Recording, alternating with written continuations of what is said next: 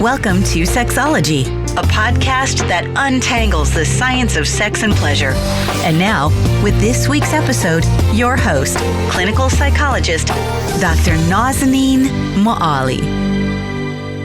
Hello, and welcome to episode 7 of Sexology Podcast. I'm your host, Dr. Nazanin Moali. I'm very excited that you're tuning into our show.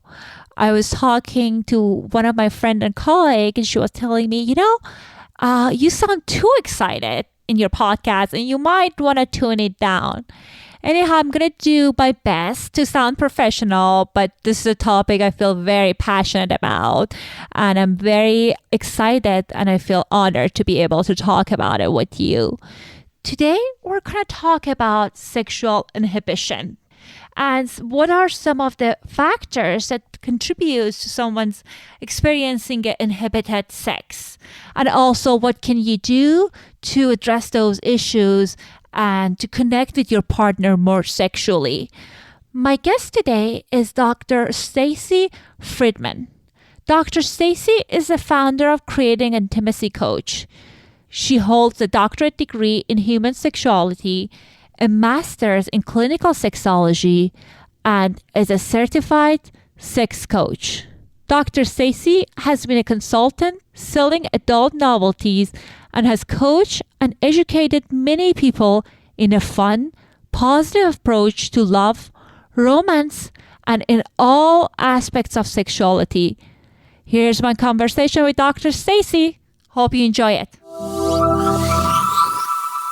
Welcome back to another episode of Sexology Podcast. As I mentioned earlier, it's my pleasure to have Dr. Stacy Friedman in this episode. Dr. Stacy, welcome to the show.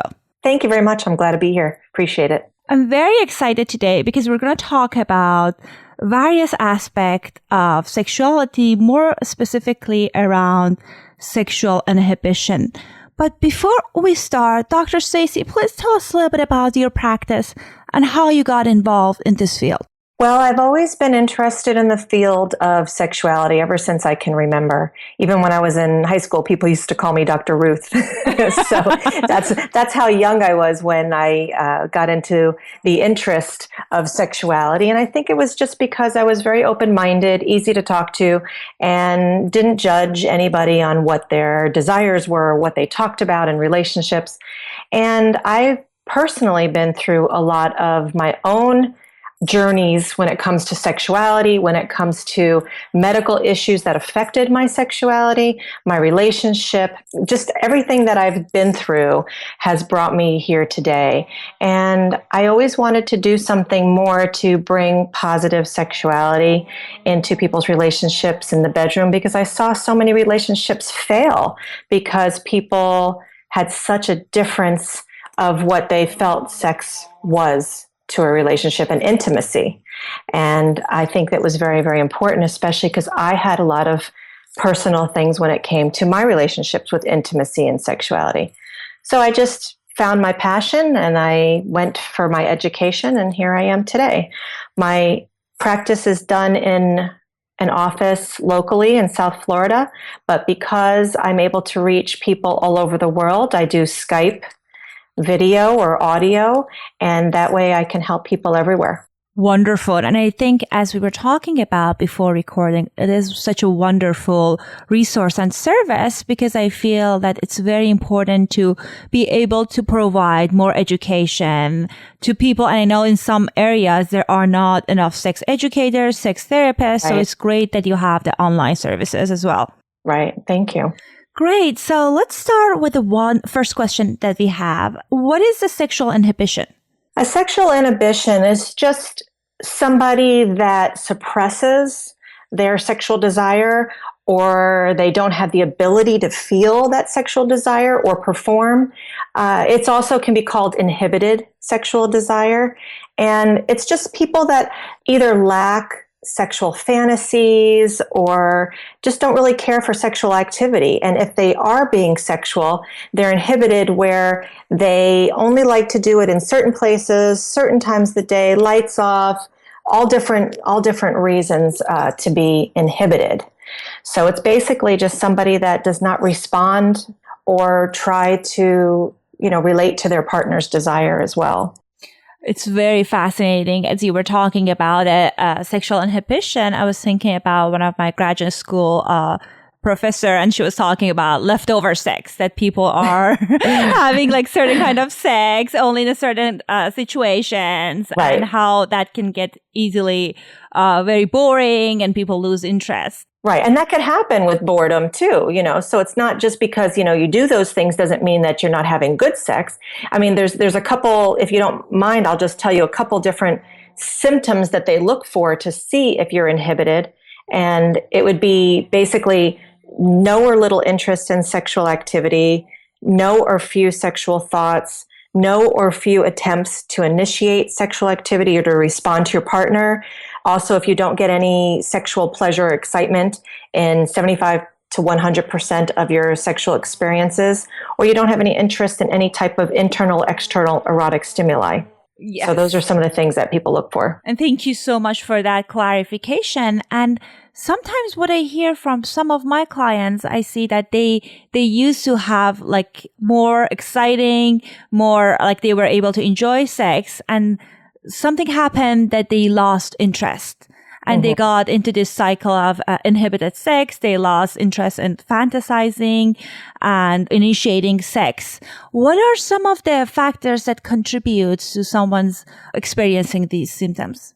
Well, first of all, inhibited sexual desire can be primary or secondary. And primary is just people that have never felt the desire or interest. And secondary could be in the situation like you're talking about, whether, you started off being excitable and all this, and then starting to not feel any desire. A lot of times in these situations, it could relate to the partner, or it could be just general, that just the person's just not interested anymore. So some of the reasons could be if you're relating to a partner, it could be communication problems. They may have lack of affection, that they're not getting their needs met in that way from their partner. Sometimes it's power struggles or conflicts that they have in their relationship, not having enough time together. I mean, people are so busy nowadays that you're just not in the mood because you're dealing with kids and work and all your chores and differences in hours of when you see your partner, when you don't. One thing that I found, though, is a lot of people have a very strict upbringing and a lot of different cultural attitudes, whether it be religion or whatever the culture is regarding sex. And a lot of those can be negative, where they've been told from a young age that, if you do this, you're a slut, or if you do this, it's very trashy and dirty and naughty, and you're not a good woman or man in that case, whatever, if you do these things. So people have it in their heads a lot of times that it's taboo or discouraged in many parts of the world. And so they look at it as dirty and unnatural. So that's some of the reasons. Yes, and I can definitely relate to the talking about like the upbringing part, as I shared with you and my audience in the past, that I grew up in a conservative society, and people were very scared of women having sex outside the marriage. So they were using all this sex negative languages and all this negative information around sexuality. And the idea was that, okay, great, when you get married or you're in a committed relationship, then you're allowed. Yes, you're allowed. And you know how mine is not working that way. And these women in my practice, I see them that they're carrying this guilt and shame and negative perceptions around sexuality. So what are some of your recommendations to those women for them in order to get over this negative emotions? Well, first of all, when I coach people, I think it's very, very important to give these people, and I say more so women are a little more sexually inhibited than men are, even though you do have some, men that do have that. But the majority that I find just need that permission to be uninhibited, the permission to be able to get rid of the shame and fear and guilt that they have, that they are worthy of being sexual and receiving this pleasure, that your body has been built to enjoy yourself and others, and relationships with yourself is very, very healthy because it allows you to have your partner also be aware of your needs. Because if you don't know yourself and your body and you feel very inhibited, I think it's very important just to give that permission to say, you know what, it's okay to be sexual. A lot of the coaching that I do and the guiding is focusing also, if you are in a relationship, on communication issues. A lot of people can communicate about taxes and home and chores and all that, but people don't know how to communicate sexually. So improved communication is very important. And also non-sexual intimacy, things that are just like looking into each other's eyes, giving each other hugs. A lot of times people don't have that intimacy, and so you kind of don't feel that connection is strong. So the more intimate you are, non-sexually, can bring more sexual intimacy in the bedroom, and people may not feel as inhibited. I can absolutely see that with the communication. And I know sometimes when we're feeling close emotionally to someone, it's easier to be Open. Physically and open and talk to them about like our needs and desires. But also sometimes I see some people, like especially like some couples that they've been in the relationship for a long time, they're talking about that they were at the beginning, they had these passions and now the companionship is good. But now they feel like they're brothers and sisters and there's no sexual desire or anything around sexuality. What are your thoughts about that? It's very, very common after a long-term relationship to not necessarily feel desire because you're comfortable.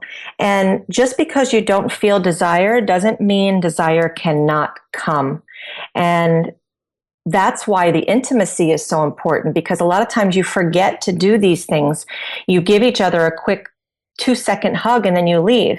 But sometimes I try to give people the opportunity to just sit there for 20 or more seconds and hug and see the difference that it feels in your body. And you can feel the warmth from your partner's skin. So it's different types of baby steps that they have to try. They try just even something simple as a different position or a different room, or just being in the moment by allowing each other to do some massage. So you kind of have to sometimes start small and do little things that maybe will bring back some of the uninhibited behavior and some of the intimacy. And it's also important to try to fantasize in your own mind for the day, because sometimes you're in a long-term relationship and people don't even think about sex because they go about the whole day and they come home. It's important to have flirting. We have texting capabilities and little videos. Send a little something to your partner. It really has a lot to do with intimacy and touch. And I think that the more that you bring touch into the relationship, the more that you start with, like I said, the massages, holding each other's hands, trying different positions, different places, it brings the fun back. Because so many people just think that it's a job. It's a job they have to do. Absolutely, yes. Right. And after a while, it becomes a job because you're not doing anything to make differences and make the change. So it could even be something as just sitting together in bed reading an erotic novel and things like that that might spark an interest to have someone that's normally a little bit more inhibited from it being so long to be able to maybe break out of that a little bit. I love it when you were talking about how kind of throughout the day, the couples can send each other texts and little videos, because as you were talking about, people sometimes think about arousal as like an on and off switch. Right. And when they're in the bedroom and they have like 20 minutes when the kids are sleeping, they say, oh, let's go. Exactly. And I think foreplay, as you were talking about, kind of starts from during the day and in the morning. 100%. It starts through the whole day. And as you've been in a long-term relationship, many people would not have that desire. But that doesn't mean that once you get started, the desire will not come about. You know, there's some people that are sexually inhibited, like I mentioned, that never had it in the first place. And that's something where you might have to do a little bit deeper therapy and find out, was there any abuse? Was there a lot of deep-rooted issues? But for people that are in relationships that had it at the beginning and don't now, you have to have it through the day so that way you build that desire, because that's just not going to come. You can't just say, okay, let's go, I'm ready. Some people can, but many people can't. And it doesn't mean that anything is wrong in the relationship. It just means that, you know what, let's see what can we do to build that desire. And then all of a sudden, you know what, the mood starts setting in. A bath, you know, something, let's just take a bath tonight. And if you have the expectation that you have to have sex, then people are going to be like, oh gosh, you know what? They're not going to get in the mood, and that's going to possibly inhibit them as well. So it's important to be able to do the non-sexual intimate connections that can potentially build that desire to give you those sexual urges at the time. Yes. And the other thing that you mentioned about couples, one other issue that I know sometimes when there is a couple that comes to the relationship with inhibition around sex and the other partner has different sexual desire and they don't experience the inhibition, there are going to be some challenges. And sometimes I see some resentment, some angers. So how can people usually navigate that? That's where it's a little bit trickier, is when you do have somebody who is not inhibited and working with someone who is. And if it's something that's been, like I mentioned, if it's something that's been from all their life, then that takes a little more coaching, whether it be getting some professional help or just some coachable help with the actual partner. I think that it's just taking the time and having the partner really build on that communication and find out, why are they inhibited? What are they thinking about? Why not just do it? What is going to happen if they tried something new? What is going to happen to them if for some reason they go into another room? Well, they don't really have an answer for it. So sometimes when you're communicating sexually and you're able to open up that partner a little bit, it allows them to feel a little more free when they don't feel the pressure of that anger sometimes they would get from a partner. So it's very important in these situations that the partner is very understanding, but they have to also understand they have to meet halfway. So the person that is inhibited has to say to themselves, you know what, my partner's being very respectful, and say, you know, why wouldn't I do it in another room? If it makes him happy and it's not going to hurt me, let's try it. And so you try these little tiny things that will open up the partner to hopefully being a little bit more meeting in the middle. Yes, and you were talking about the communication and how important it is. And as you're absolutely right, I know sometimes when a partner, there are some struggles around arousal or intimacy, the first thought that I know many of my clients experience, oh, she or he is not into me. I am the problem. So that kind of shuts the door for the communication. Well, I'll tell you, for men, the most common reason that they have any type of inhibitions, there's usually two factors. And one of them is the threat of having performance failure. And the other one is an inhibition due to the consequences of the lack of performance or possibly getting someone pregnant. So if a man is inhibited, it's usually one of those two factors. And so in a relationship, if the woman is saying, well, my man is not interested and he's not wanting to do this, he's probably fearing that either he will have a problem with his performance because maybe one time he did and the wife said something about it, or maybe he's wondering, is something going to happen? You know, I know that she doesn't want to use protection, but God forbid I get her pregnant.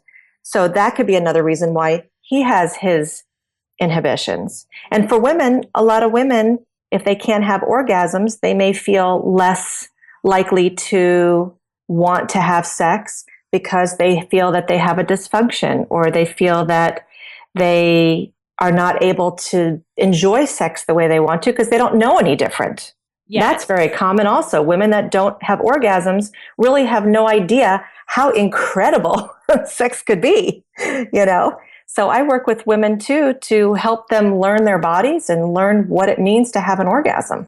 Yes, and I think one of the issues, that's one of the things that contribute to this feeling of less than, I know, in women around sexuality is, I know some women, they get their education only from pornography and like those kind of materials. Right. And they kind of don't, at A, they don't know their own body, and B, they have unrealistic expectations about, like, you know, how long does it take for them to reach orgasm and right. What does it take?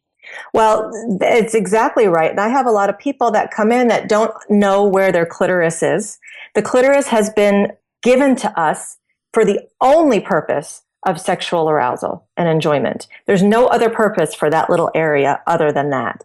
And believe it or not, 75% of women, it's a very high amount, 75% of women cannot have an orgasm through intercourse.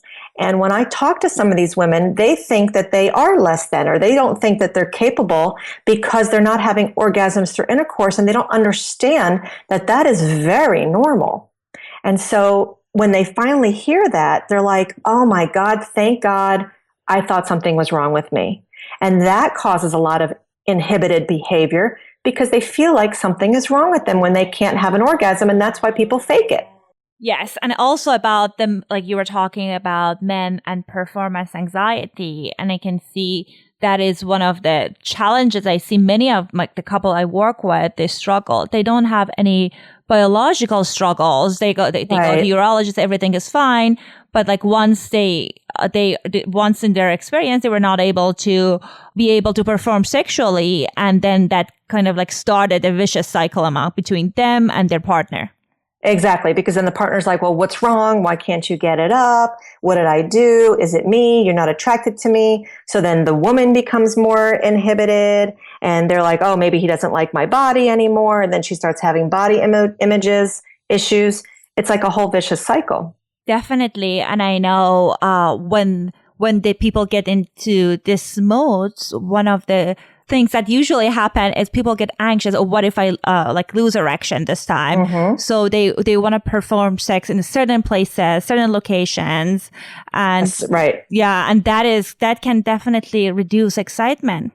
Right, of course, and even though you think that it's not connected sometimes, but the mental and the physical are very connected, especially with the men. So the women, you don't necessarily see the result of that performance issue because you could always use lubrication and a woman can fake. A man can't fake when they don't have an erection, So I think that is why that men have that fear of being more prone to the performance failure and not being able to perform. So we have to try to connect the head to the mind. The mind to the which head? What are we talking about? We have to be able to try to connect the two where they're thinking about being in the moment and not focusing on performance, but because people are so focused on the end result of that orgasm, where people aren't focused as much on the journey. And it starts from being in the morning, during the day, like we said before about the text or a video or a nice phone call or a fantasy in the head, and working your way through to the evening and giving that foreplay a chance to build. And that way you're in the moment and not just thinking, oh, it's just going to be about sex and about orgasm. Enjoy feeling what it feels like to have someone's hands on your skin, someone's breath on your neck, and just enjoy the journey. And so you talk a little bit about the gender differences. I was wondering, is there any other gender differences that you've noticed between men and women who you work with? I think that women and men experience sexual arousal very differently, not only physiologically, but psychologically. I think that men could be a little bit more, if they're not necessarily mentally in it, men could perform still. Most of the time. Women, a lot of times, need a little bit more of the psychological. Their mind needs to be in it to be able to perform better. I think that men seem to have a little bit more of the sexual desire than women in general.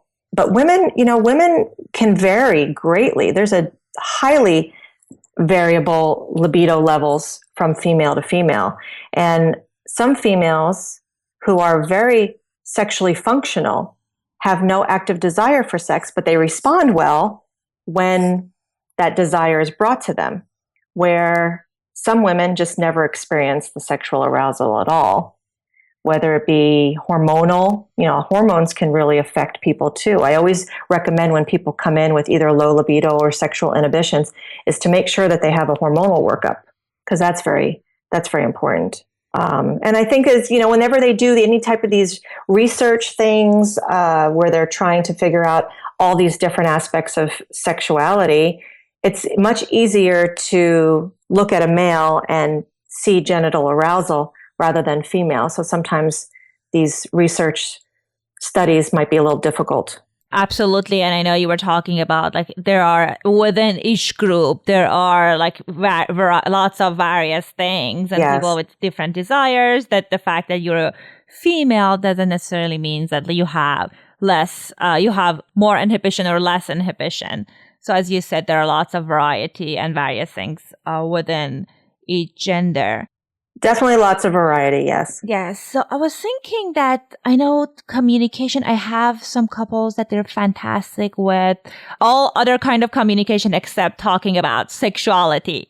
So when the partner kind of experience some challenges around like inhibition, how can they start that conversation? How would be a good way of addressing it without bringing up shame and all those negative emotions? Well, first of all, the communication needs to be positive and it needs to be out of the bedroom. I always suggest to the couples that come in that if they ever have issues when it comes to sexuality, that they wait for a time where it is not in the bedroom. They can be outside on a patio or in the kitchen, on the couch, just talking with each other and pretty much just being open about saying, I had some concerns about our relationship and our intimacy. And start from there. You definitely don't want to be bringing it up in the bedroom because you want the bedroom to be a safe, vulnerable place. I think that just even putting a positive spin on it and just talking and saying, well, these are some of my desires. I was thinking if maybe we could talk about some things that turn us on or turn us off, or what you like and what you don't like. And then just be able to say that this is just communicating. Doesn't mean that we're doing all this stuff, but to open the lines of communication, it just needs to start with positivity and making the other person feel safe. And that, let's say the man wants the woman to be a little bit more uninhibited, rather than just saying, oh, well, you know what, you never do this, you don't do this, you won't go in the other room, you won't go this. Start just saying, well, what are some of your turn-ons? What are things that you like? What are things that you don't like? And if they don't like it, just say, well, is there a reason? Or just, asking questions like that. And if people still can't do that, they could do it in front of a coach or a therapist, or they can even just get a book. There's so many books out there that would say like your 50 questions you most wanted to know about sex. And then you can ask each other these questions. So it's almost like it's not you asking, it's the book. I love that idea. And I think that is such an important thing to kind of keep the bedroom as a safe place, because sometimes I see with couples that they don't say anything and then they get so frustrated and everything accumulates for years and years. And then when something doesn't go well in the bedroom, they kind of like blare out something really painful. Right. Well, that's the thing, is that could be very damaging, and that can cause a lot of inhibition. When someone is telling you, you stink, or you're horrible in bed, or you never do anything I like, how are you going to feel safe with that person to be able to be open? So that's why it's very important to be able to put a positive spin and just have a conversation, not necessarily about the one issue that you were having, but just starting conversation about positive things in your sexuality. What can they improve?